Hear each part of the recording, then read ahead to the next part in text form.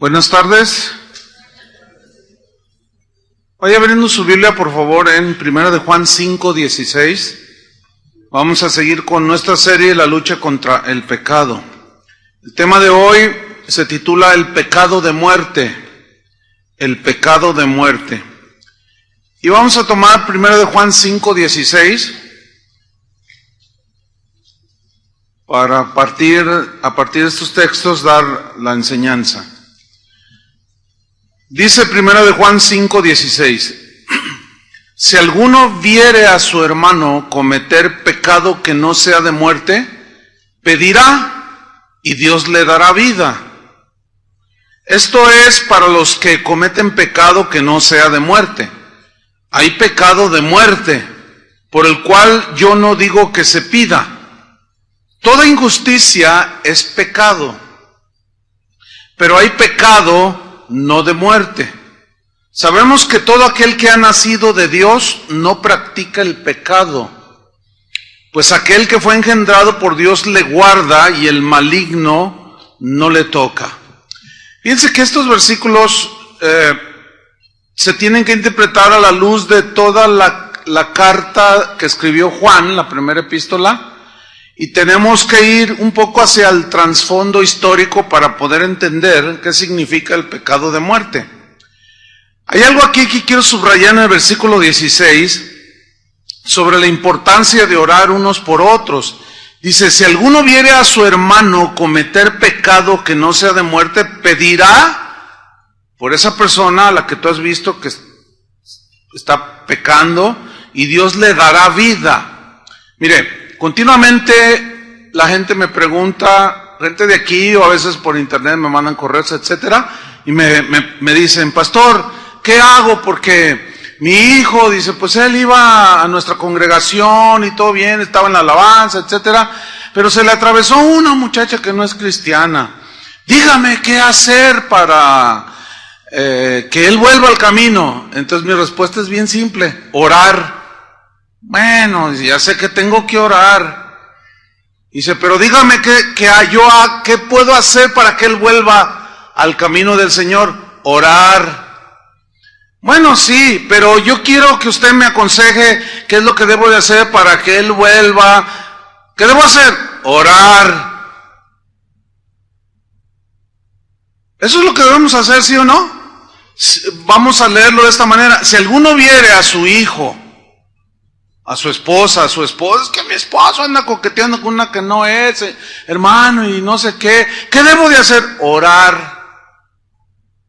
¿No dice eso? Si alguno viere a su hermano cometer pecado que no sea de muerte, pedirá. ¿Y Dios qué? Le dará vida. Entonces, ¿qué tenemos que hacer? Orar.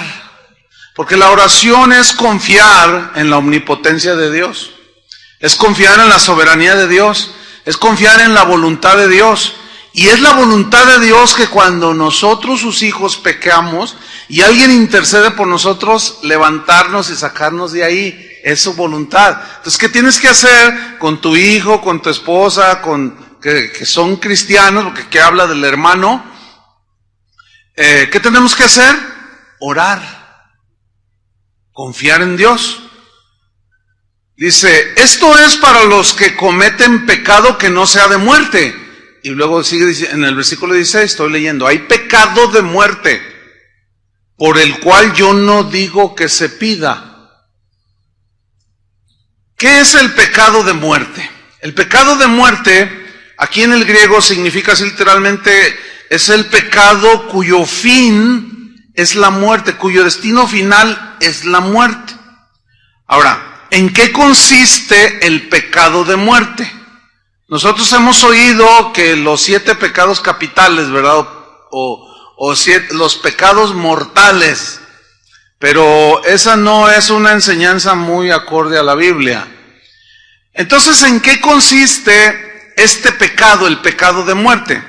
Bueno, el pecado de muerte consiste fundamentalmente en manifestar el espíritu del anticristo.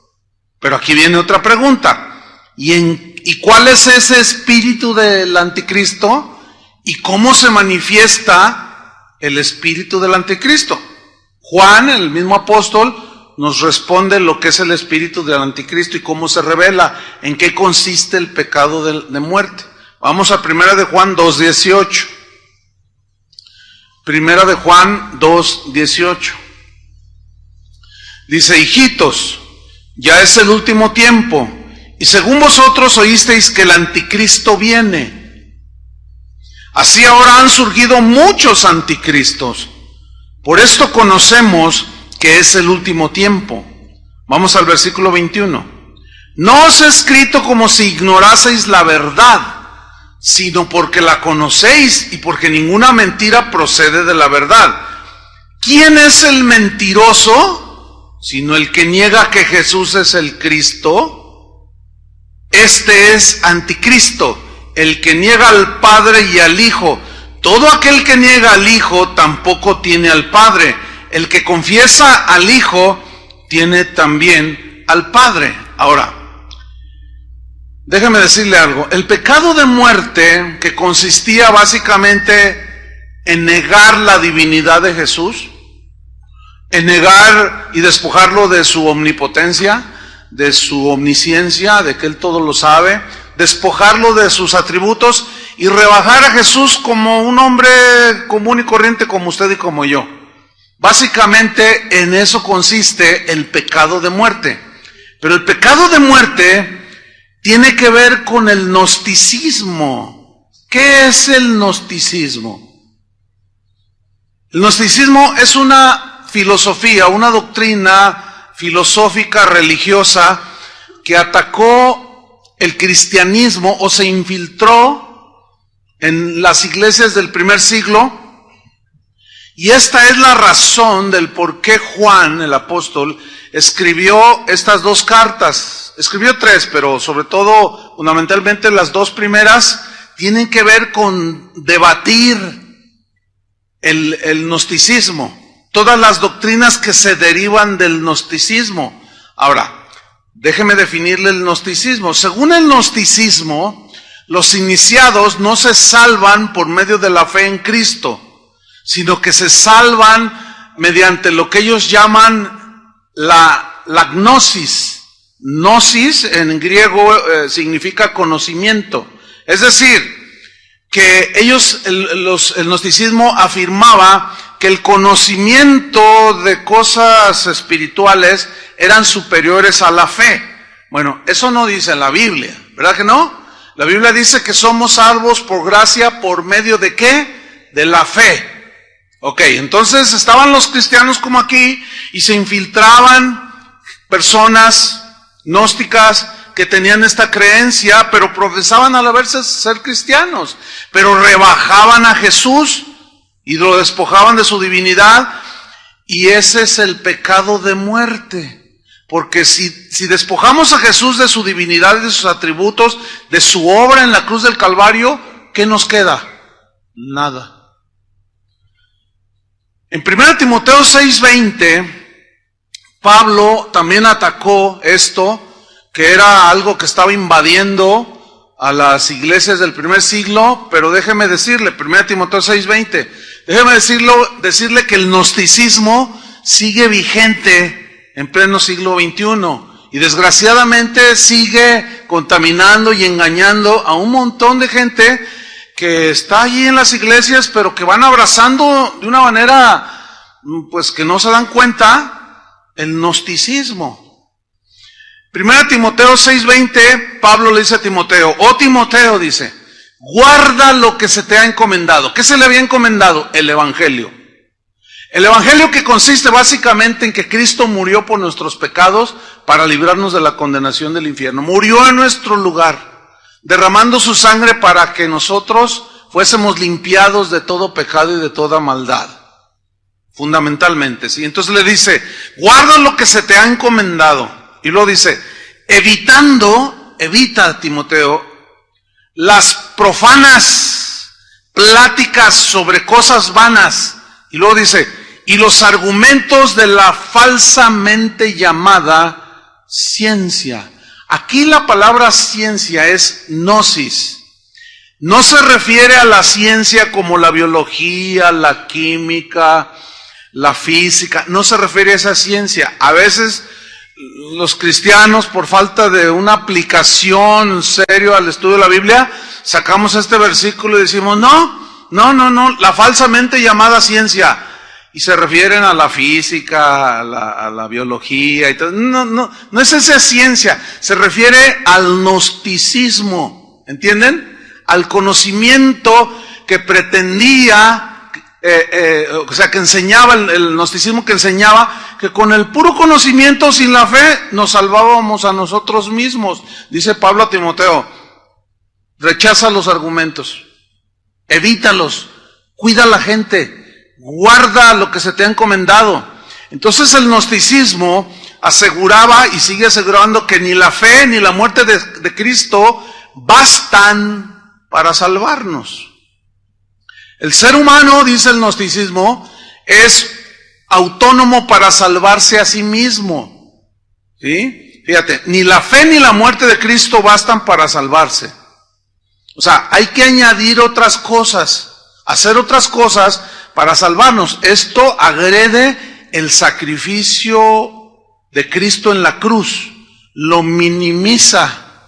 Espero me esté explicando. Dice que el ser humano puede salvarse a sí mismo. Eso ya habla de un despojar al Señor de toda su obra, ¿sí? El gnosticismo es una filosofía religiosa, es que es un sincretismo, es decir, es una mezcla de un montón de creencias mezcladas, y entre ellos el misticismo, las visiones, las revelaciones, lo que yo sueñe, todo ese tipo de cosas son importantes para la salvación. Por eso es que un hombre llamado José Smith, se le aparece un ángel, tiene sueños, visiones, se le aparece un ángel y le dice, te voy a revelar otro evangelio, le dice. Te voy a dar otro libro aparte del de la Biblia, y le entrega el libro del Mormón, ¿sí? Entonces despojan al Señor de toda su obra en la cruz. Déjeme decirle que este pensamiento de que ni la fe ni la muerte de Cristo bastan, sigue vigente como una extensión del gnosticismo en el cristianismo de hoy. Es por eso que hoy vemos, cuando hablo cristianismo, estoy incluyendo bautistas, presbiterianos, nosotros, católicos, o sea, todos los que de alguna manera proclaman el cristianismo, ¿sí? Pero esto de que ni la fe ni la muerte de Cristo bastan para salvarse, sigue vigente hoy. No en todos los que mencioné, pero en muchos sí, muy marcados. Hay gente que cree que por irse de rodillas de aquí hasta la Basílica de Zapopan, eso los va a salvar, les va a ayudar en su beneficio y en su relación con Dios. Noten cómo el hacer eso, estás diciendo, una persona que hace eso está diciendo que el sacrificio de Cristo en la cruz no bastó.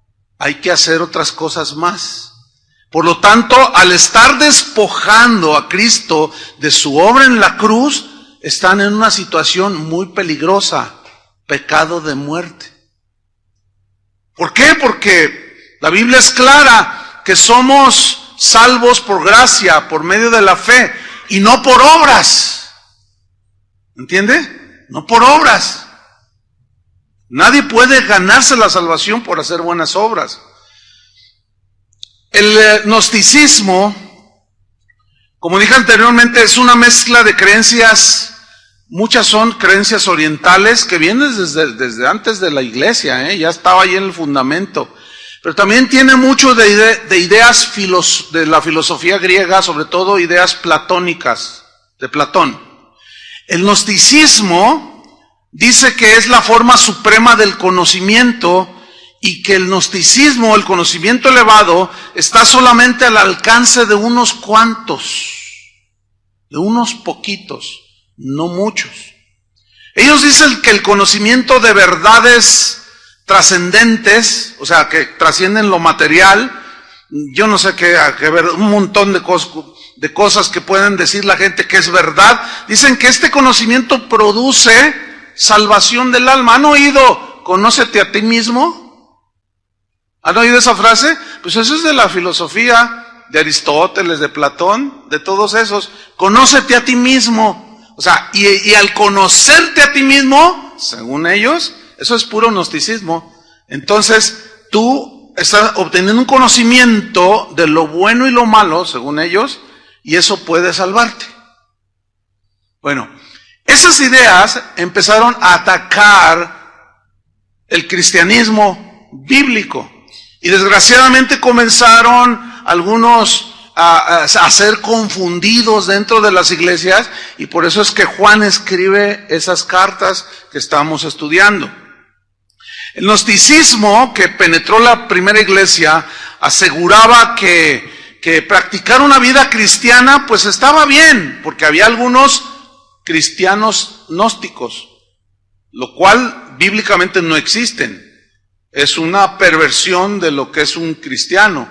Y estos cristianos gnósticos aseguraban que tú podías vivir la vida cristiana como mejor te pareciera.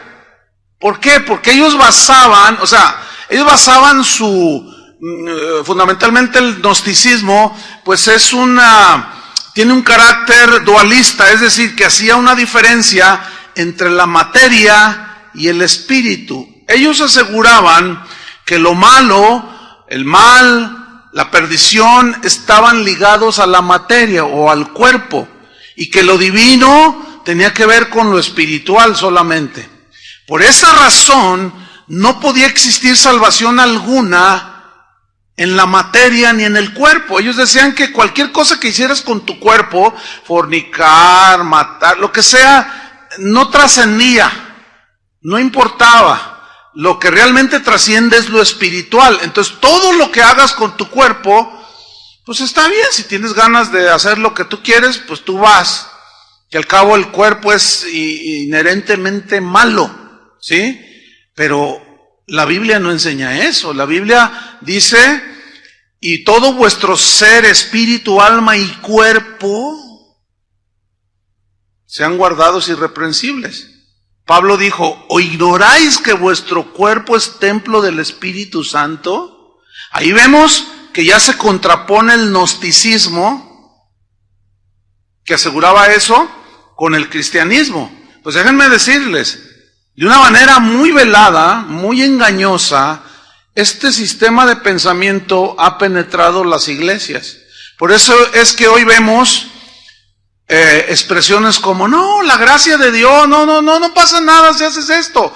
O el otro día me comentaba alguien que llegó allí con el pastor a decirle, oiga pastor, mi esposo anda de adúltero. No te preocupes, mira, estamos bajo la gracia. Fíjate nomás. Y le dice la esposa, esta mujer que me estaba comentando, estamos bajo la gracia, pero él anda con otra mujer. Pero no pasa nada. Al estar bajo la gracia no hay condenación ni para él ni para nosotros. Nada más espérate que aquel cambie. Suena rarísimo todo eso, ¿sí o no?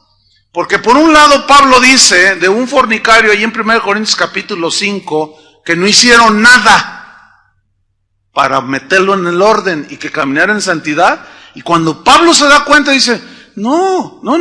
Dice, a ese échenlo de la iglesia, expúlsenlo de la iglesia. Un poco de levadura leuda toda la masa. El tal debe ser entregado a Satanás. Es duro eso, ¿no? Entonces vemos pues que esas bases o esos ramas del gnosticismo siguen vigentes el día de hoy. Si el cuerpo no tuviera importancia, entonces ¿por qué Cristo habló de la resurrección del cuerpo? ¿Para qué nos resucita si el cuerpo, la materia, es mala? Evidentemente esa doctrina es una doctrina falsa, es un pensamiento erróneo. Pero ahora se disfraza como gracia. Y no es así. La Biblia dice, ¿pecaré porque estamos bajo la gracia? En ninguna manera. En ninguna manera. Si estamos muertos para el pecado, estamos muertos para el pecado. En ninguna manera podemos seguir viviendo la misma vida que vivíamos antes. No debemos de caer en ese engaño, sin embargo, este es el pan de todos los días. Fíjate, el gnosticismo en cuanto a Cristo, ellos empezaron a decir que, más o menos así, bueno, siendo la materia o el cuerpo el origen del mal, por lo tanto, no es concebible, decía el gnosticismo de aquel tiempo, que Jesucristo pueda ser divino.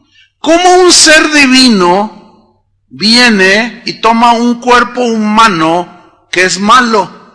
Lo que ellos nunca tomaron en cuenta o no quisieron tomar en cuenta es que Jesús fue engendrado por obra del Espíritu Santo, no por relación sexual humana. Por lo tanto, Él no heredó la naturaleza pecaminosa que todos heredamos, ¿entiende? Por lo tanto, todo su espíritu, alma y cuerpo Él fue humano, carne como nosotros, pero Él fue todo humano y todo Dios. Pero esto chocaba con las filosofías y doctrinas gnósticas.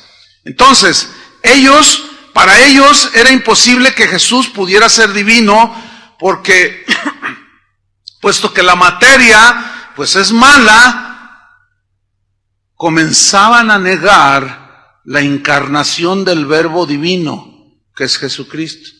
Y Juan en su evangelio, él comienza diciendo en el capítulo 1, versículo 1, en el principio era el Verbo, y el Verbo estaba con Dios, y el Verbo era Dios.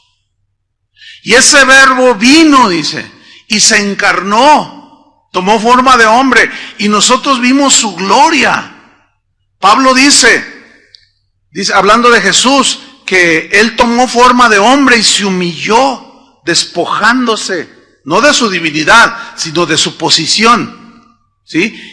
Y tomando forma de hombre se humilló y se hizo obediente hasta la muerte, y una muerte de cruz. Dice, y no estimó el ser igual a Dios como cosa a que aferrarse, sino que se despojó a sí mismo. Entonces, cuando Juan detecta que el gnosticismo está penetrando la iglesia, inmediatamente el Espíritu Santo lo inspira, que es el que engendró a Jesucristo en el vientre de María, y escribe esas cartas que hoy tenemos a nuestra disposición. Entonces, cuando Juan dice, bueno, si alguno viere a su hermano cometer pecado de muerte, pida y Dios le va a dar vida, porque hay pecado no de muerte, pero hay pecado de muerte, el cual yo no digo que se pida. Pero quiero que noten que no dice que el hermano comete pecado de muerte. Nada más dice, hay pecado de muerte, pero por ese no se pide.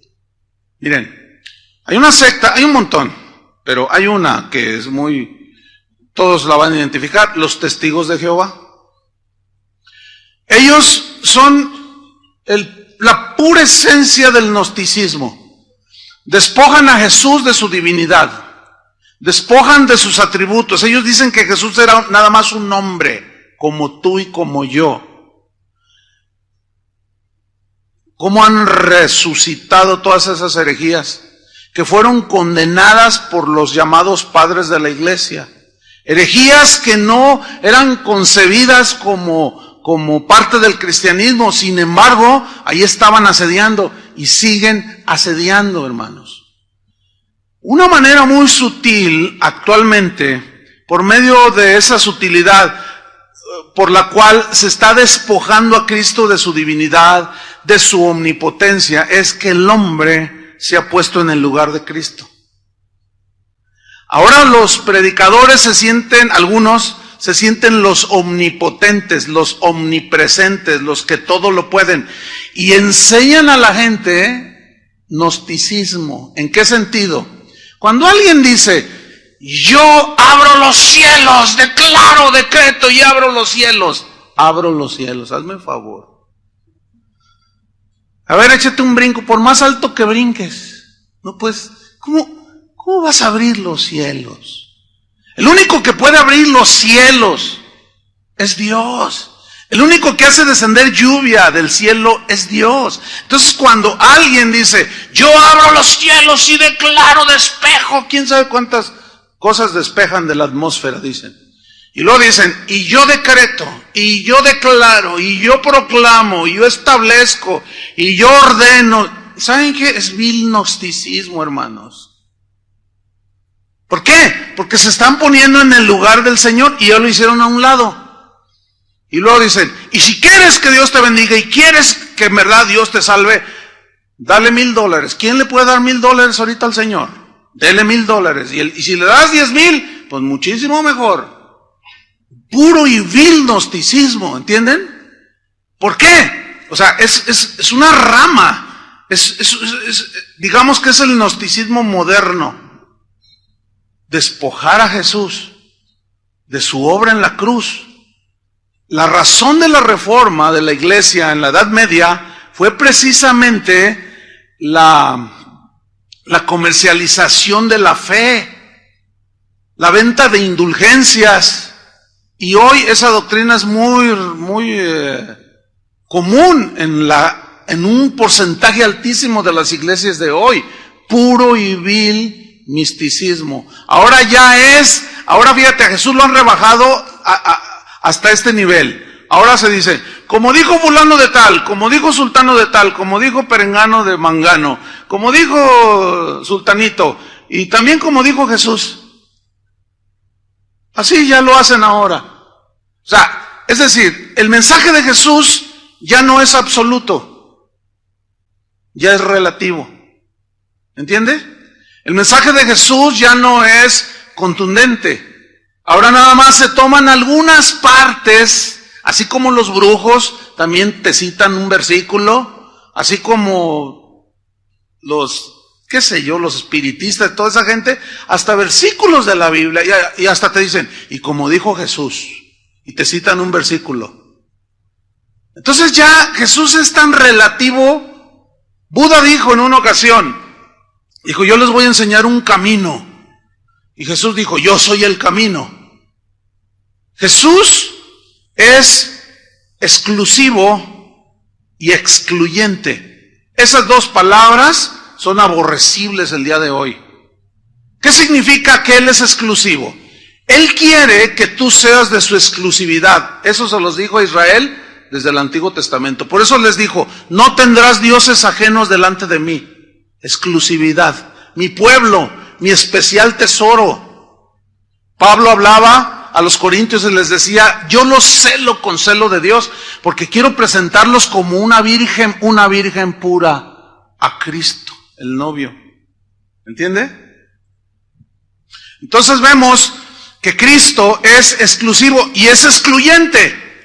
¿Por qué es excluyente? O sea, que el Señor no acepta ningún pensamiento del tipo que sea, ninguna filosofía, ningún argumento, por más elevado que sea, para mezclar con su palabra.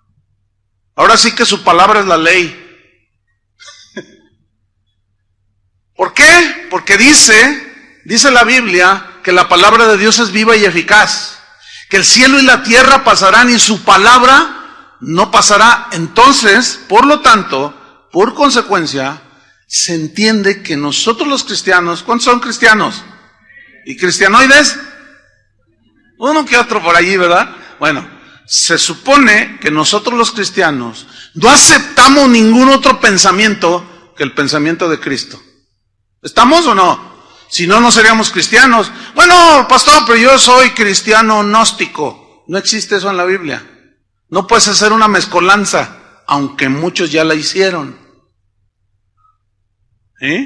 Y ese es lo grave, hermanos. ¿Por qué? Porque al despojar a Cristo de su obra en la cruz, de toda su sabiduría, cuando Él dijo, vayan y hagan discípulos a todas las naciones, enséñenles todas las cosas que yo les he mandado, yo les he enseñado.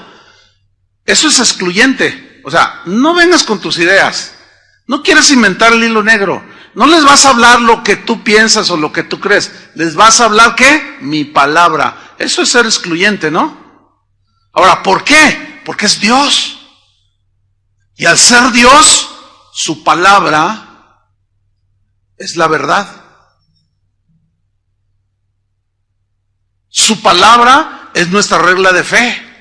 Su palabra es la que va a gobernar nuestras acciones y nuestros pensamientos, porque es la palabra viva, ¿entiende? Por lo tanto, al ser agredidos por el gnosticismo, Juan y Pablo y los apóstoles inmediatamente, inspirados por el Espíritu Santo, escribieron todo esto. Fíjate que el gnosticismo sostiene que Jesús en verdad fue un hombre común y que pues la verdadera misión de Cristo, decían los gnósticos de aquel tiempo, era transmitir a los humanos el principio del autoconocimiento. O sea, el conócete a ti mismo, lo platónico pues, ¿no? Porque esto iba a permitir que las almas se salvaran a sí mismas al liberarse de la materia. Entonces, resumiendo, y por consecuencia, los gnósticos aseguraban que Jesús no era Dios. Y esta es la razón por la cual se escribieron estas cartas. Ahora bien, vamos a primera de Juan 2:21, para ver cómo Juan comienza a atacar el gnosticismo y cómo empieza a dejar ahí el fundamento de la fe cristiana. Primero Juan 2:21. Dice así: no os he escrito como si ignoraseis la verdad. ¿Cuál verdad? De que Jesucristo es Dios. Sino porque la conocéis y porque ninguna mentira procede de la verdad. ¿Quién es el mentiroso? Dice el versículo 22. Sino el que niega que Jesús es el Cristo. Aquí negar a Jesús significa despojarlo de su divinidad. Eso va fundamentalmente, dice. Dice, es anticristo. O sea, está en contra de Cristo, de la obra de Cristo, de quién es Cristo. Está en contra del mensaje de Cristo. Es anti, quiere decir contra. Es anti, ¿qué? Cristo, el que niega al Padre y al Hijo. Versículo 23. Todo aquel que niega al Hijo, o que niega su divinidad, tampoco tiene al Padre. El que confiesa al Hijo, tiene también al Padre. En consecuencia, escuchen, el pecado de muerte es el pecado de los que rechazan la encarnación y la divinidad de Cristo. Son los que rechazan su obra redentora en la cruz. Son aquellos que rechazan la obra de Cristo en la cruz o que la minimizan y por lo tanto tienen que hacer cosas para completar su salvación. Este pecado es de muerte. ¿Por qué? Porque al ser Cristo el único camino al Padre, no hay otro. ¿Entienden?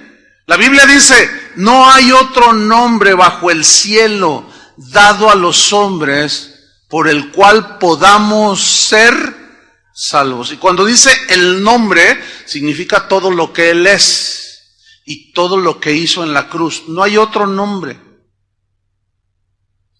Cuando el carcelero en Filipos le dice a Pablo, Señor, ¿qué debo de hacer para ser salvo? ¿Qué le dijo Pablo? Cree en Jesucristo y serás ¿qué? Salvo. ¿Ven? Fe. Entonces, este pecado es de muerte porque Cristo es el único camino a la salvación. Y al rechazarlo, no queda esperanza alguna contra el que rechaza a Cristo. Pero rechaza, escuchen bien, su divinidad, su encarnación, su obra en la cruz, sus atributos. Porque alguien puede decir, no, yo creo en Cristo. No, Cristo fue un iluminado. ¿Está confesando a Jesús? No, porque aquí fundamentalmente rechazarlo es rechazar todo eso que ya mencioné. Primera de Juan 4:1. Los gnósticos, los herejes se habían metido a la iglesia.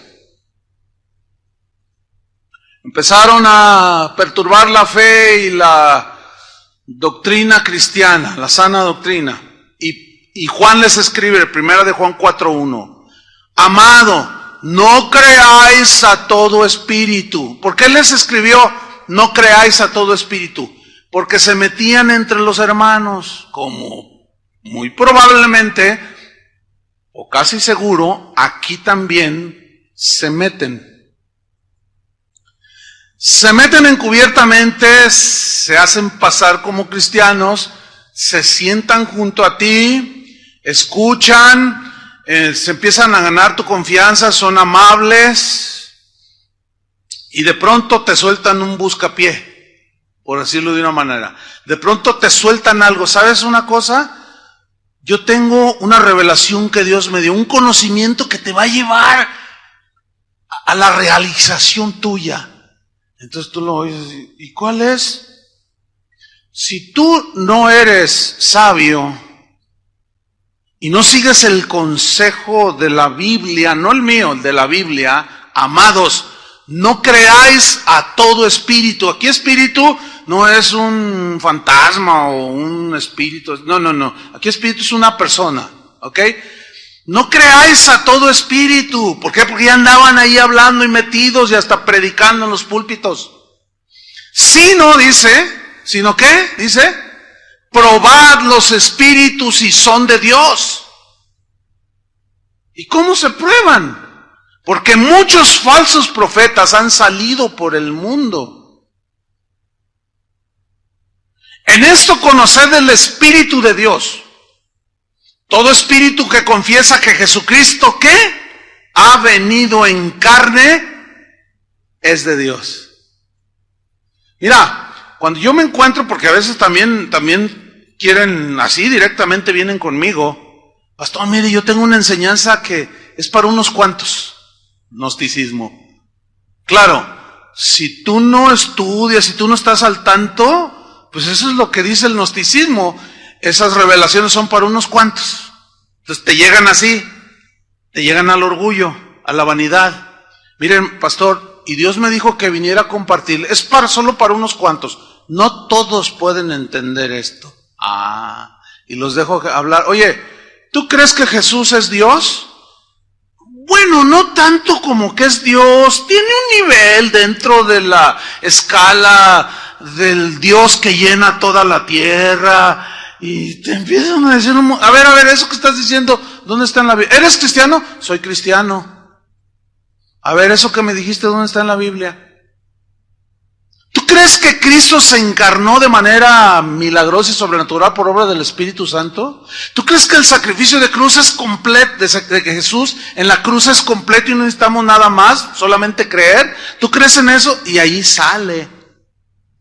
Esa es la instrucción bíblica de cómo probar si la gente, los que hablan, son de Dios o no son de Dios. Y aunque dijeran algunas verdades acerca de Cristo, no significa necesariamente que son de Dios. Es complejo el asunto, hermanos. Es complejo. ¿Por qué? Porque nosotros no sabemos todo, pero la Biblia dice que Él conoce a los suyos. Así dice, ¿no es cierto? Es como ustedes, ¿conocen a sus hijos?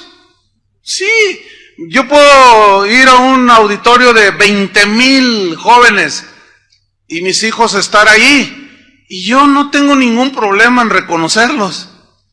Usted al salir, los que tienen bebés allá o niños allá en los salones, van y entre todo el montón de chiquillos que hay allí, de bebés y todo, usted ve al suyo, ¿sí o no? Y usted no llega y dice, ¿y cuál es el mío? Y ya tiene 5 años. ¿Y cómo era mi hijo? O sea, eso no es. No existe eso. ¿Usted cree que si usted tiene la capacidad de saber quién son sus hijos, usted cree que Dios no pueda saber quiénes son sus hijos verdaderos? Créamelo. Y entre la multitud de 7,000 millones de personas en este mundo, Él sabe si usted es de Él. Él sabe si usted ha nacido de nuevo. Él sabe si el Espíritu Santo ha hecho la obra de regeneración. Y Él sabe si usted es una nueva criatura engendrada por Él. Él sabe. Porque Él es un padre que conoce a sus hijos. Entonces no bastan las verdades intelectuales, entenderlas intelectualmente. Tiene que haber una conversión genuina de la esclavitud del pecado a la libertad.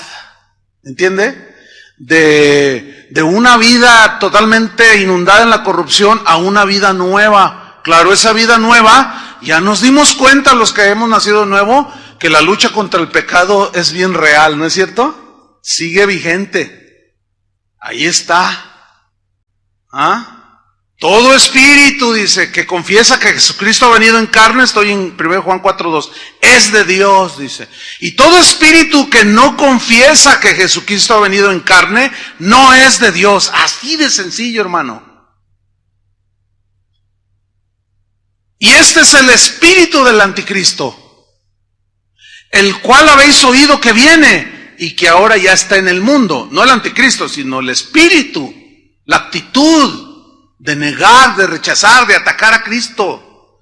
Yo siempre me he hecho esta pregunta, siempre me he hecho la siguiente pregunta: ¿por qué en el mundo en el que vivimos se ataca a Jesucristo y nadie habla mal de Buda, de ninguno de los maestros en la historia de la tierra o de las culturas? Siempre es una agresión a Jesucristo, por intelectuales, por ateos, por todos, pero lo más terrible es que ahora muchos que están metidos en las iglesias.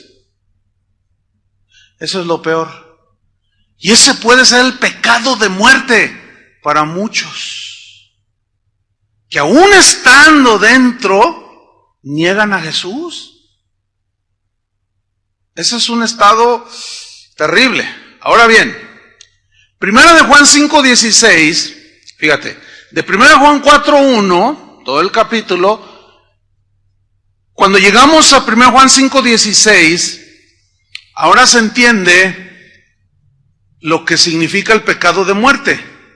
Porque dice, si alguno viere a su hermano, estoy en la misma carta, en el mismo contexto, si alguno viere a su hermano cometer pecado que no sea de muerte, pedirá y Dios le dará vida. Esto es para los que cometen pecado que no sea de muerte. Hay pecado de muerte, por el cual yo no digo que se pida. Quiero decirles algo, Juan es muy excluyente, muy exclusivo en cuanto a su entendimiento y revelación de quién es Jesús, el Hijo de Dios. Tan así que su vida, pues al estar consagrada a la predicación del Evangelio, hay una historia que yo he contado en un par de ocasiones, que cuenta que Juan, después de que salió de estar allí desterrado en la isla de Patmos, él regresó a Éfeso, ya era un anciano, y cuenta esa historia que fueron a los que entonces estaban en auge, los baños romanos, los baños públicos romanos. Entonces llegaron pues a asearse, llegaron a bañarse, y uno de los discípulos del apóstol Juan entró hacia la parte, hacia adentro de donde había otros baños. Eran unas termas, ¿sí? Unas piletas ahí. Entonces regresa este discípulo del apóstol Juan y le dice, Juan, y Juan ya se empezaba a bañar. Juan le dice, al fondo de los baños está Cerinto. ¿Quién era Cerinto? Era uno de los maestros del gnosticismo de su tiempo, contemporáneo, que enseñaba, se metía a las iglesias, soltaba su veneno y confundía a los débiles, confundía a los que no estudiaban, ya desde entonces se daban, y los que se duermen peor. Esos son bien, porque al no estar atentos ahí, pues llega cualquier falso maestro y le creen. Entonces dice la historia que Juan le dijo, pásame mi ropa. Pero dame mi ropa. La tomó, se vistió, vámonos. Fíjate la radicalidad del apóstol Juan. Entonces uno de sus discípulos le dijo, pero Juan, ¿por qué? Dice, vámonos. Y lo mira y dice, yo no puedo estar bajo el mismo techo de un hereje. Eso actualmente suena súper intolerante, ¿sí o no? Suena, pues sí, radical, pero suena así como, ¡ay, qué payaso! ¡Ay, ¿dónde está el amor?, dirían los cristianos románticos. ¿Verdad? ¡Ay, entonces cómo! ¡Ay, que no debemos demostrar el amor! ¿Qué le pasó a Juan? Lo que pasa es que muchos cristianos, algunos cristianos, no saben ubicar las cosas en su debido orden de importancia.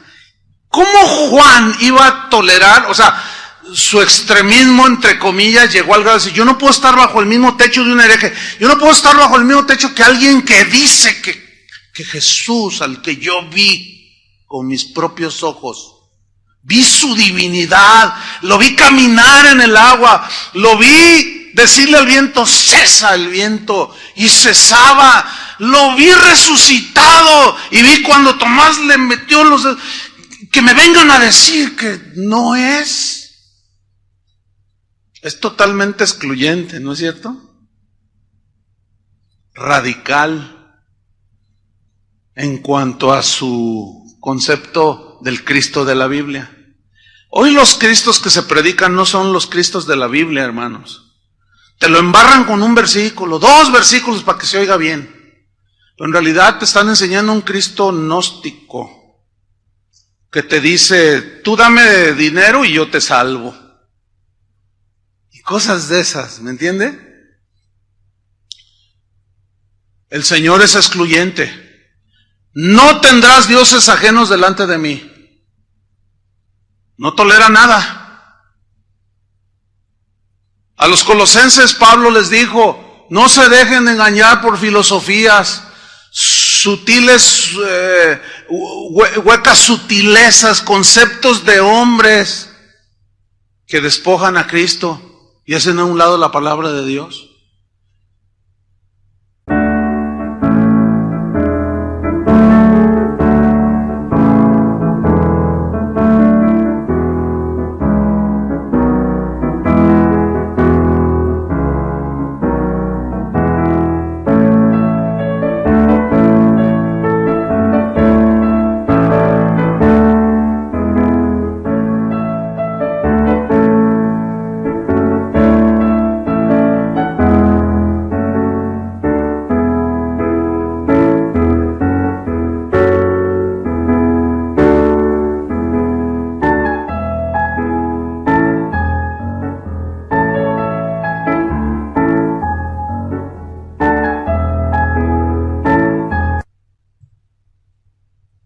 Hay una pregunta muy importante que de continuo la gente hace,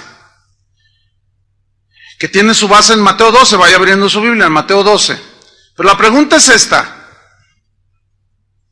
¿qué relación hay entre el pecado de muerte y la blasfemia contra el Espíritu Santo? ¿Habrá alguna relación? Probablemente sí, lo más seguro es que sí, pero vamos a escudriñar un poco. Mateo 12:32. Aquí Jesús está hablando, está rodeado de fariseos, está rodeado de gente que no creía en su divinidad, en sus atributos, lo rechazaban de manera sistemática. Mateo 12:32. Él expulsa demonios, y este es el contexto de Mateo 12. Entonces Jesús dice, a cualquiera que dijera alguna palabra contra el Hijo del Hombre, o sea, contra mí, le será perdonado. Pero al que hable contra el Espíritu Santo, no le será perdonado, ni en este siglo, ni en el venidero. ¿Se acuerdan que Pedro negó a Jesús? Pero era un verdadero discípulo. ¿Cómo está eso? Por eso fue perdonado. Porque en ese momento Pedro, en su confusión, el temor le ganó. Y lo llevó a negar que lo conocía. Esa es la realidad de la lucha contra el pecado. ¿Cuántas veces nos gana a unos la envidia, a otros los celos, a otros la avaricia, a otros la amargura, a otros el orgullo? ¿Sí? Por eso la Biblia no nos engaña, la Biblia nos dice la verdad de que dice, despojaos de los celos, la ira, haced morir en vosotros lo terrenal, fornicación, pasiones desordenadas, todos esos pecados, dice, háganlos morir en vosotros. La Biblia nos habla con la verdad, hay una realidad en la lucha contra el pecado, ¿sí o no? Todos los días luchamos contra el pecado, con las diversas manifestaciones de la maldad y del pecado. Que ciertamente el mundo está sumergido en eso y que también en nuestro cuerpo mortal inclinado hacia lo terrenal y pecaminoso, luchamos. Pero aquí es donde algunos a veces se confunden. Pastor, dicen, me llaman o me preguntan o me escriben, pastor, anoche tuve un sueño espantoso, soñé que maldecía al Señor, blasfemé contra el Espíritu, ya no tengo perdón. Le digo, mira, en primer lugar, fue un sueño. Los sueños no están en nuestro control, ¿verdad que no? ¿O sí? El asunto es que al no saber manejar, yo a veces he soñado, le digo a mi esposa, soñé espantoso. ¿Verdad que a veces te digo, soñé horrible? ¿Y qué soñé? No, ¿para qué te digo? No, porque sueña uno cualquier cantidad de cosas. El asunto es que si no tienes el conocimiento y el entendimiento de que es un sueño, y allí ¿cómo controlas? Estás, por decirlo de una manera inconsciente, no estás consciente. Hay muchas cosas muy tremendas en esta atmósfera espiritual, pero eso no es pecado, hermanos. ¿Me entiendes? Es más, a mí me ha pasado lo que a ti, que aún leyendo la Biblia de pronto pasa un pensamiento, una mala palabra. ¿Les ha pasado? Yo dije, ¿a poco yo soy tan malo? O un pensamiento feo, le voy a patear el carro a aquel por haberme, y luego de pronto, a ver, ¿qué sucede ahí? ¿Blasfemé contra el Espíritu Santo? No, hermanos. Un cristiano en la antigüedad dijo, cuando tú sueñas algo horrible, o sientes, te cruza un pensamiento así como un rayo a 1000 kilómetros por hora, ¡fum! Y tú despiertas o de pronto reaccionas ante tal pensamiento y sientes algo aquí que te duele. No, esa es una buena señal, dijo. Y tiene mucho sentido, porque si no fueras hijo de Dios, no sentirías nada. Soñaste quién sabe cuánto, dices, qué padre soñé, qué bonito. Y luego un pensamiento, ¿de cuándo acá los del mundo, los que no conocen a Dios, les remuerde la conciencia pensar mal? Pues eso no solo lo piensan, lo hacen. Entonces, una buena señal de si eres un hijo de Dios o no, es esa. Que cuando cruza en tu mente un pensamiento que tú no lo premeditaste, y dices, ay Dios mío, ¿por qué pienso esto? Esa es una señal que eres un hijo de Dios y que estás luchando. Por eso la Biblia dice, renovaos en el espíritu de vuestra mente. La única palabra de renovar nuestros pensamientos y aprender a pensar mejor, porque eso sí se puede. El problema está en que venga un mal pensamiento y tú te centres y te claves en ese mal pensamiento. Esa es la lucha contra el pecado, pero el Señor nos da una alternativa, su palabra, meditar en su palabra. Entonces, la palabra de Cristo, dijo Pablo, more en abundancia en vuestros corazones. Si hay alguna cosa digna de alabanza, en esto pensad. Si hay algo limpio, si hay algo digno de honra, en esto pensad.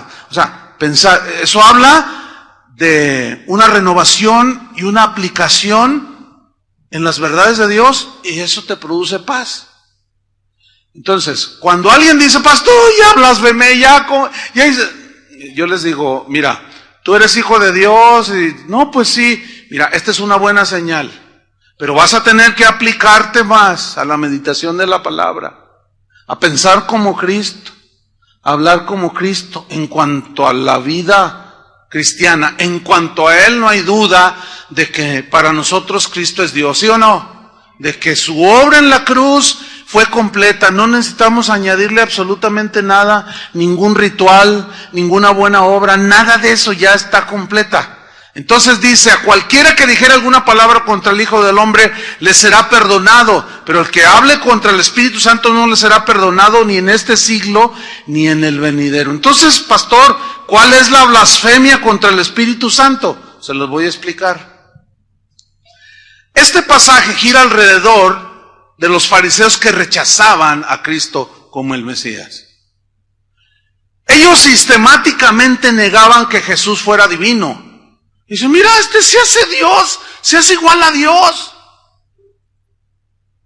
Y en una ocasión les digo, ¿y qué si vierais al Hijo de Dios ir a donde estaba antes? Entonces ellos, estás blasfemando, le decían, haciéndote Dios. Dicen, pues miren, antes, nosotros somos de Abraham, somos hijos de Abraham. Y Jesús les responde, pues déjenme decirles que antes de Abraham, yo era. No, pues olvídate, ¿no? Les daba ahí el tamafat, les daba el ataque. ¿Cómo? Entonces ellos de no, blasfema, blasfema. ¿Por qué? Porque lo veían un hombre, siendo que ellos habían visto las profecías. He aquí la Virgen concebirá y dará a luz un hijo, y llamará su nombre Manuel, que traducido es Dios con nosotros. Y lo leían en las sinagogas. Y cuando lo tenían enfrente con demostración de poder y de autoridad, ¿quién habla como este? Si Dios no estuviera con él, no haría las cosas que hace. Aún así lo negaron. Es increíble que lo mismo se sigue dando, hermanos, en el cristianismo de hoy.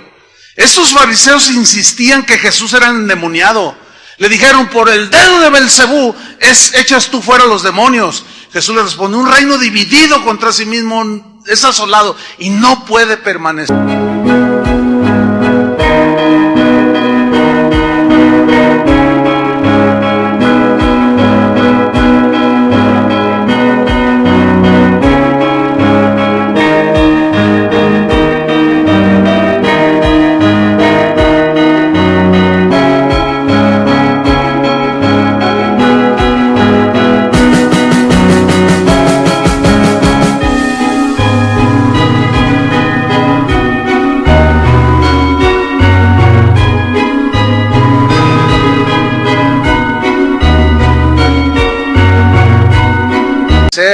Si yo echo por el dedo de Satanás a Satanás, ¿cómo va a permanecer su reino? O sea, les está explicando que él era el Verbo encarnado, Dios. Mira, los demonios eran más sinceros que este montón de fariseos. Los demonios cuando lo vieron dijeron, sabemos quién eres, sabemos que eres el Cristo, sabemos que eres ¿por qué nos atormentas antes de tiempo? Ellos saben su futuro. Dice, no nos atormentes antes, cállense, les dijo. Ellos sabían, nosotros sabemos que eres el santo de Dios, fíjate nomás. Pero ese conocimiento intelectual, ¿salvaba a los demonios? No. Lo mismo sucede con las personas. Tiene que haber una conversión, ¿entiende? Un arrepentimiento, una conversión, un arrepentimiento genuino. Y las verdades de Dios se siguen revelando y revelando, y nada te va a mover de creer que Jesucristo es el Hijo de Dios. Así ven el testigo de Jehová, el Papa de los testigos de Jehová, toque a tu puerta y te quiera convencer, tú sabes, no por verdades intelectuales o conocimiento puramente intelectual, sino que sabes en tu corazón, así como Juan. Entonces tú le vas a decir, ¿sabe qué? Discúlpeme, voy a cerrar la puerta. No le digáis bienvenido, dice la Biblia, a todo el que no trae, y lo escribió Juan, por cierto. Todo el que no trae esta doctrina, no le digáis hermano, ni le digáis bienvenido. ¿Cuál doctrina? Que Jesucristo es Dios, hermanos. Que Jesucristo es el soberano, que es el creador, el sustentador de todas las cosas. No, pásele, hermano, no, ¿cómo pásele? Hermano, no hay que ser tan inocentes, hermano. Probad los espíritus, dice Juan. Entonces, ¿en qué consiste la blasfemia o el pecado contra el Espíritu Santo? Consiste en rechazar, sí, a Cristo, su divinidad y su obra, y atribuirle a Satanás lo que Cristo hacía. lo que Cristo decía que era y lo que Cristo realizó en la cruz. No, o sea, se burlaban de él. Si eres el Hijo de Dios, a ver, bájate. A ver, este que salvó a otros no se puede salvar a sí mismo. Qué burlas, ¿no? Entonces, atribuirle a Satanás lo que Jesús hizo, ese es el pecado imperdonable. Ese es la blasfemia contra el Espíritu Santo. Ahora, de entre todas las filosofías y mensajes que hay en este mundo, solo hay un mensaje que tiene el poder para salvar de la condenación del infierno a un ser humano. ¿Cuál es ese mensaje? A ver, díganlo fuerte. El Evangelio. Pablo decía, no me avergüenzo del Evangelio porque es el poder de Dios para salvación a todo aquel que cree. Que es el mensaje que tiene poder. Ok. Dentro de este mensaje, de todos estos mensajes, el Evangelio es el único que nos puede salvar. Escuchen bien. Si una persona rechaza el mensaje del Evangelio, ¿qué esperanza tiene de salvación? Ninguna. Ese es el pecado de muerte. Ninguna. Por eso es que el cristiano nacido de nuevo no puede cometer el pecado de muerte. ¿Lo está entendiendo? No podemos cometer el pecado de muerte. ¿Por qué? Porque nosotros ya estamos en Cristo. No podemos blasfemar contra el Espíritu Santo porque nosotros no le atribuimos a la obra de lo que Cristo hizo, no se lo atribuimos a Satanás. Por lo tanto, un verdadero cristiano no puede cometer el pecado de blasfemar contra el Espíritu Santo ni cometer el pecado de muerte. ¿Cuántos le dan gracias a Dios por eso? ¿Por qué? Porque ya están del otro lado. Ya estamos con el Señor. Entonces, ¿sigue la lucha contra el pecado? Sigue la lucha contra el pecado. Pero ya no es la blasfemia contra el Espíritu Santo ni el pecado de muerte. Por eso Juan dijo, si veis que tu hermano comete pecado no de muerte, pedirás y Dios le ¿qué? Le dará vida. Vean que esta es una promesa tremenda, que está al alcance de todos, no es una revelación por unos cuantos iluminados. Pues que tu esposo no agarra la onda, es cristiano, sí, ya nació de nuevo, pero es de esos cristianos así medios debilones, así que mejor se va a ver, mejor se va al fútbol o antes de estar con sus hijos. Ándale, los hijos también necesitan, pues tú, ándale, yo me voy con los cuates. Entonces, pues no es la voluntad de Dios, ¿verdad que no? Entonces, ¿qué vas a hacer, mujer? A pedirle al Señor, porque está pecando, descuidando la familia, descuidándote a ti, descuidando lo que tiene que hacer. Entonces, tú vas a pedir, ¿y qué va a hacer el Señor? Va a obrar. Ahí está, sencillo, hermanos. Ahora, para irnos sobre el final, si nosotros despreciamos el único mensaje, ya no nosotros, porque nosotros ya lo tenemos, por su gracia, pero si alguien descuida el mensaje, a eso se refirió en Hebreos 2.3, rápido, Hebreos 2.3, que es un versículo que si se lee así solo, como lo vamos a hacer ahora, algunos lo interpretan mal, ese es el riesgo de no leer el contexto, pero nosotros vamos a leerlo. Dice, Hebreos 2.3, ¿cómo escaparemos nosotros si descuidamos una salvación tan grande? La cual, una pregunta aquí. Aquí está hablando de la salvación que tiene el creyente o de un mensaje que nos da la salvación. Está hablando de descuidar el mensaje que da salvación. El mismo versículo te lo aclara. ¿Cómo escaparemos nosotros si descuidamos una salvación tan grande? La cual, habiendo sido anunciada, ahí está. Un anuncio es un mensaje, ¿no? La cual, habiendo sido anunciada primeramente por el Señor, nos fue confirmada por los que lo oyeron, o sea, por los apóstoles. Y ese mensaje de salvación se transmitió hasta el día de hoy, se sigue transmitiendo. Por eso tenemos que ser fieles al mensaje de Dios. Ahora, cuando una persona, en el griego, la palabra descuidar no se refiere a descuidar la salvación que ya tenemos. Dice, mira, ahí dice que nos podemos, ya los que somos salvos podemos perder la salvación si nos descuidamos. Dicen, no está hablando de perder la salvación. Porque si así fuera, entonces, ok, tú pecaste, perdiste la salvación. Pero ¿y si te arrepientes? ¿Qué? ¿Tienes que volver a nacer de nuevo?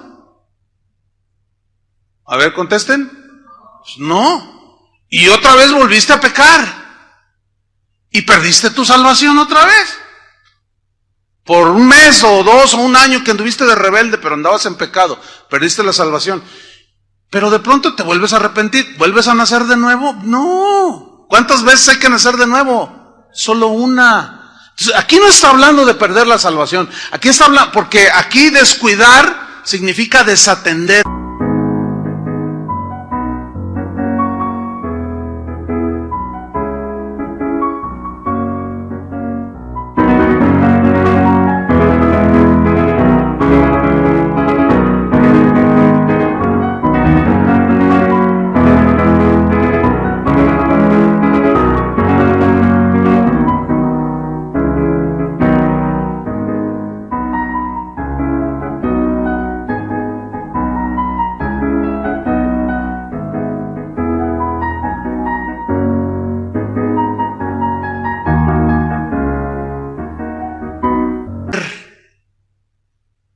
El mensaje. Y es muy claro, si vemos el contexto, en Hebreos 1, vamos rápido, Hebreos 1:1, dice, Dios, este es el contexto, Dios habiendo hablado de muchas veces y de muchas maneras en otro tiempo a los padres, por los profetas, en esos postreros días nos ha hablado por el Hijo. Ahí está, nos habló, nos dio un mensaje, el Hijo. ¿A quién constituyó heredero de todo y por a quien asimismo hizo el universo? El cual siendo el resplandor de su gloria y la imagen misma de su sustancia, noten que le está dando los mismos atributos que el Padre. Y quien sustenta todas las cosas con la palabra de su poder, está hablando del Hijo, habiendo efectuado la purificación de nuestros pecados por medio de sí mismo, obra expiatoria, se sentó a la diestra de la majestad en las alturas, hecho tanto superior a los ángeles. Y luego viene un testigo de Jehová y dice que es un ángel. Y aquí nos dice es muy superior. En el griego y en el hebreo es superlativo, o sea, no hay comparación. Superior a los ángeles, cuanto heredó más excelente nombre que ellos. Porque ¿a cuál de los ángeles dijo Dios jamás, mi hijo eres tú? Yo te he engendrado hoy y otra vez, o sea que tomó carne. Yo seré a él padre y él me será mi hijo. Y otra vez, cuando introduce el primogénito en el mundo, dice, adórenle los ángeles de Dios. ¿A quién? Solo a Dios se le adora, ¿sí o no? Y aquí es donde está lo que se conoce como el misterio de la Trinidad. Pero es un misterio revelado que en algún momento tendremos que tomar una serie al respecto. Ciertamente, dice, de los ángeles dice, el que hace a sus ángeles espíritus y sus ministros llamas de fuego. Mas del Hijo dice, tu trono, oh Dios, por el siglo del siglo. Cetro de equidad es el cetro de tu reino. Has amado la justicia y aborrecido la maldad. Por lo cual te ungió Dios, el Dios tuyo, con óleo de alegría más que a tus compañeros. Y, versículo 10, tú, oh Señor, en el principio fundaste la tierra y los cielos son obra de tus manos. Ellos perecerán, mas tú permaneces. Y todos ellos se envejecerán como una vestidura. Versículo 12, y como un vestido los envolverás, serán mudados, pero tú eres el mismo. Y el mismo Hebreos dice que Jesucristo es el mismo ayer, hoy y por siempre, por los siglos. Y tus años no acabarán. Pues ¿a cuál de los ángeles dijo Dios jamás siéntate a mi diestra hasta que ponga a tus enemigos por estrado de tus pies? ¿No son todos espíritus ministradores enviados para servicio a favor de los que serán herederos de la salvación? Entonces, entramos al capítulo 2, que es el que leímos, dice, ¿cómo pues descuidaremos una salvación tan grande? O sea, aquel que hace un lado y desatiende el único mensaje que puede darle salvación, ya no hay más ofrenda por los pecados. Ya se hizo en la cruz. Ese es el pecado de muerte, hermanos.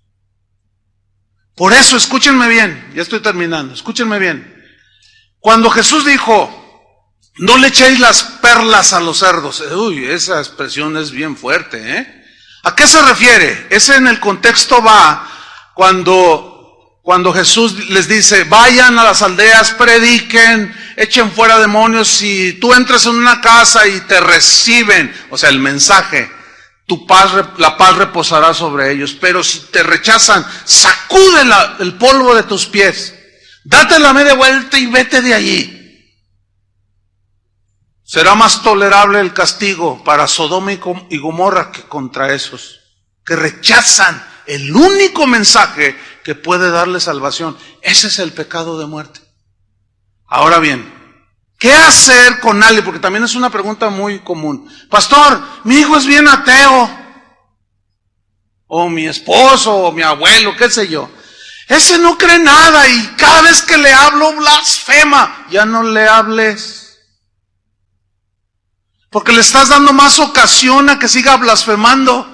Ay, cada vez que le hablo, cada vez dice cosas peores de Cristo. Mira, ya me tienes acá con tu Cristo. Y empiezan a decir una de blasfemias. Hermanos, ya no le digas nada.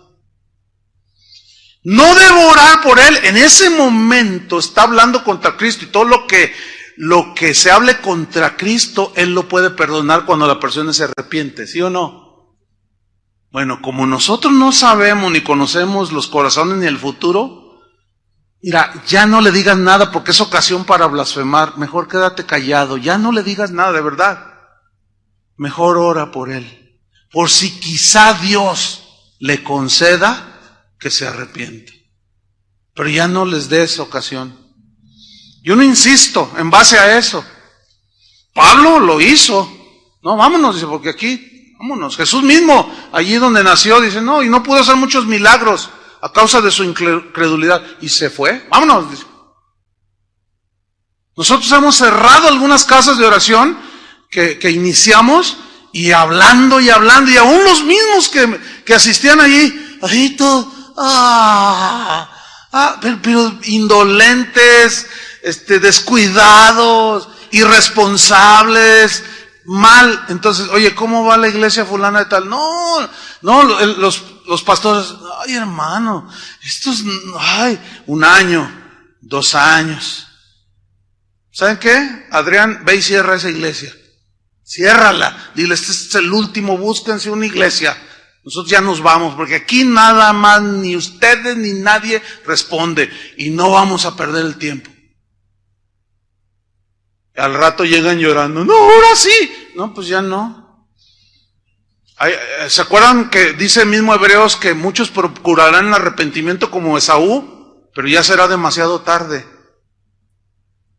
O sea, no estamos jugando a la iglesita, ¿entienden? Por lo tanto, rechazar el único mensaje que hay es el pecado de muerte. Pero como Dios sabe quién será y quién no será su hijo, encomendemos. ¿Me expliqué? Termino, hermanos. Termino. El sello de los hijos de Dios es que ya no somos esclavos del pecado. Ciertamente pecamos, pero ya no practicamos el pecado. Terminamos leyendo todo el contexto, primera de Juan, capítulo 5. Van a ver cómo cobra vida todo esto. Primera de Juan 5:1.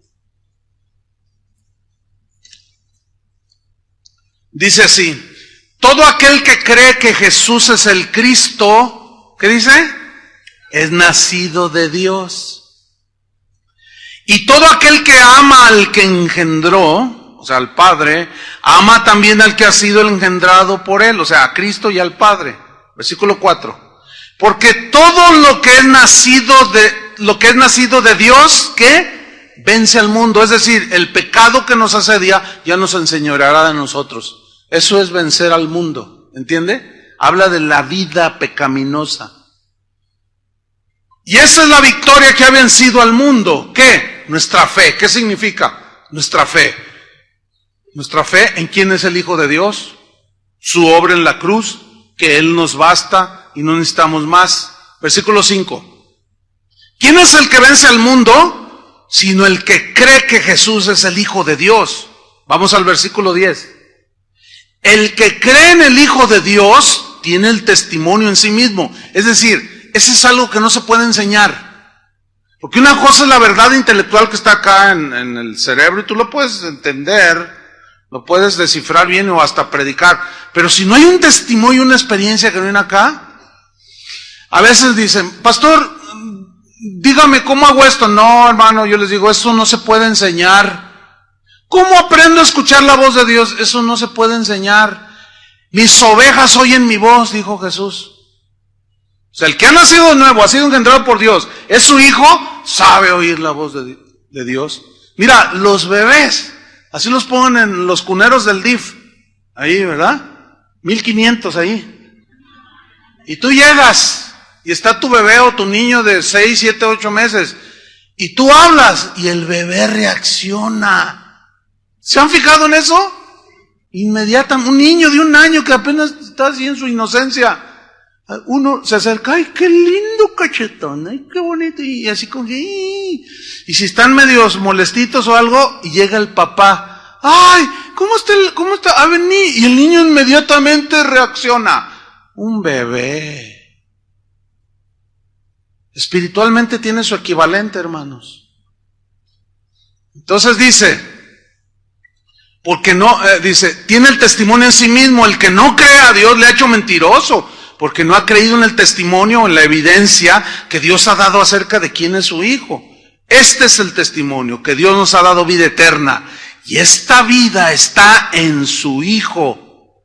Estas cosas os he escrito a vosotros, que creéis en el nombre del Hijo de Dios, para que sepáis que tenéis vida eterna, y para que creáis en el nombre del Hijo de Dios.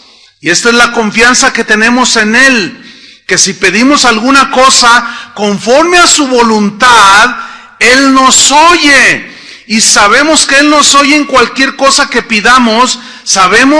Y si sabemos que Él nos oye en cualquier cosa que pidamos, sabemos que tenemos las peticiones que le hayamos hecho. Si alguno viere a su hermano cometer pecado que no sea de muerte, pedirá y se le dará vida. Escuchen, eso siempre está en la voluntad de Dios. ¿Lo entendieron mejor? Eso siempre estará en la voluntad de Dios. Pedirá y le dará vida. Esto es para los que cometen pecado que no sea de muerte. Hay pecado de muerte por el cual yo no digo que se pida. Toda injusticia es pecado, pero hay pecado no de muerte. Sabemos que todo aquel que ha nacido de Dios no practica el pecado. Ahí está. Ese es el sello. Pues aquel que fue engendrado por Dios le guarda, y el maligno, ¿qué? No nos toca, no nos puede tocar, porque somos sus hijos, los hijos de Dios. Versículo 19 y 20 y final. Sabemos que somos de Dios, y el mundo entero, o sea, los que no son de Dios, están bajo el maligno. Aunque estamos en este mundo, ya no somos del mundo. Aunque estamos en este mundo donde Satanás es el príncipe de este mundo, pero él ya no tiene nada con nosotros. No nos puede gobernar ya como antes. Dice el 20, pero sabemos que el Hijo de Dios ha venido y nos ha dado entendimiento para conocer al que es verdadero. Y estamos en el verdadero, en su Hijo Jesucristo. Este es el verdadero Dios y la vida eterna. Amén. ¿Cuántos le dan gracias a Dios por esto? Hermanos, cometemos pecado, pero si los confesamos, ¿qué hace el Señor? Nos limpia. Pero no podemos, ya es imposible que un cristiano nacido de Dios cometa el pecado de muerte ni la blasfemia contra el Espíritu Santo. Esto les va a dar paz, hermanos, en sus corazones. Amén. Te damos gracias, Señor, por la palabra que edifica, consuela, construye nuestras vidas, nuestros corazones. Señor, muchas gracias porque tu palabra es verdad. El cielo y la tierra pasarán, tu palabra no pasará. Nosotros creemos que tú eres el alfa y el omega, el verbo encarnado, concebido en el vientre de María por obra del Espíritu Santo. Creemos que tomaste forma humana, un cuerpo humano, en el cual sufriste todo el castigo que merecíamos nosotros. Tu sangre sin contaminación de pecado fue derramada, tipificada ya por el Cordero Pascual, que cuando la derramaste en la cruz, espiritualmente esa sangre, al creer que tú eres el Hijo de Dios, que tú eres Dios verdadero encarnado, y creer en ese sacrificio y que tu sangre nos limpia, nuestros pecados son perdonados. Qué maravilloso, Señor. Es imposible por consecuencia que ninguno de los que somos tus hijos cometa el pecado de muerte o blasfeme contra el Espíritu Santo. Es imposible. Por eso tu palabra dice, si confesamos nuestros pecados, Él es fiel y justo para perdonarnos y limpiarnos de toda maldad. Y si vemos que algún hermano se desvía, es tentado y se sale de tu camino, podemos orar. Y esto está en tu voluntad y tú le darás vida, Señor. Oramos por aquellos que siendo tus hijos verdaderos andan en malos caminos. Se dejaron arrastrar por la carne, el engaño. Oramos, Señor, para que tú les des vida y los regreses al redil. En el nombre de Cristo Jesús. Gracias, Señor. Amén. Que Dios les bendiga, hermanos.